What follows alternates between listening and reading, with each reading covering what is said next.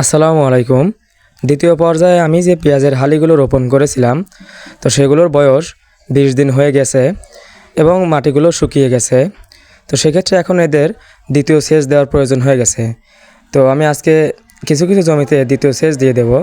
দ্বিতীয় সেচের যে সার ব্যবস্থাপনা, তো সেই বিষয় নিয়ে আজকে একটু আলোচনা করব। দেখুন মাটিগুলো কিন্তু একদম শুকিয়ে জর্জর হয়ে গেছে। তো চলুন আর দেরি না করে দেখে নেই দ্বিতীয় সেচে আমি কী কী সার ব্যবহার করলাম। তো এখানে নিয়েছি 8% জমির জন্য 4 কেজি ইউরিয়া এবং 4 কেজি ড্যাপ। এটা হলো চায়না ডিএপি এবং ইউরিয়া।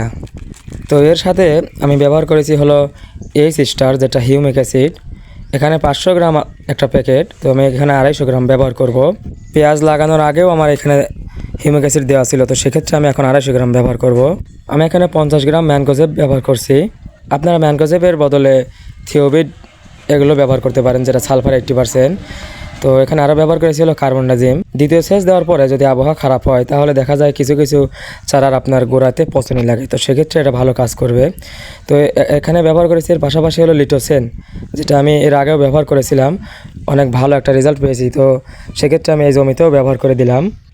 সবগুলো একসঙ্গে মিক্সার করে খুব ভালোভাবে মিক্সার করবেন। পাউডার জাতীয় ছত্রাকনাশক ব্যবহার করার একটাই সুবিধা হলো, লিটোসেনটা ব্যবহার করবেন, দেখুন উপর থেকে ঢেলে দিলে সব লিটোসেন একদম ডিশের নিচে গিয়ে জমা হয়ে যাবে। তো সেক্ষেত্রে সারের সঙ্গে ভালোভাবে মিক্সার হবে না। তো তাই আপনারা পারলে থিওবিট অথবা যে কোনো একটা পাউডার এর সাথে ব্যবহার করে নেবেন, তাহলে সমস্ত সারের সঙ্গে লিটোসেনটা সুন্দরভাবে মিক্সার হয়ে যাবে। 8% জমির জন্য আমি এখানে 70 থেকে 80 মিলি লিটোসেন ব্যবহার করলাম। তো আপনারা 100 মিলি ব্যবহার করতে পারেন, কোনো সমস্যা নেই। 8% জমির জন্য আমি 2 কেজি পটাশ বা লাল সার ব্যবহার করেছিলাম। সবগুলো সার জমিতে প্রয়োগ করে পরপরই সেচ দিয়ে দেওয়ার চেষ্টা করবেন, কারণ রোদে শুকিয়ে গেলে এটা টেম্পার নষ্ট হয়ে যায়।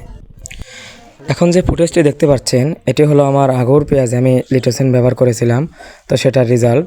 লিটোসেন ব্যবহারের 5 থেকে 6 দিনের মধ্যেই আমার পেঁয়াজের অবিশ্বাস্য গ্রোথ হয়। তো আমি 100% রেজাল্ট পাওয়ার পরেই কিন্তু আপনাদের মাঝে এগুলো শেয়ার করি। আপনারাও কিছুটা জমিতে লিটোসেন ব্যবহার করে দেখতে পারেন। তো আজকে এ পর্যন্তই, সবাই ভালো থাকবেন এবং কৃষি বিষয়ক নতুন নতুন ভিডিও পেতে আমার পাবনার কৃষি চ্যানেলটি সাবস্ক্রাইব করে পাশে থাকবেন। আসসালামু আলাইকুম।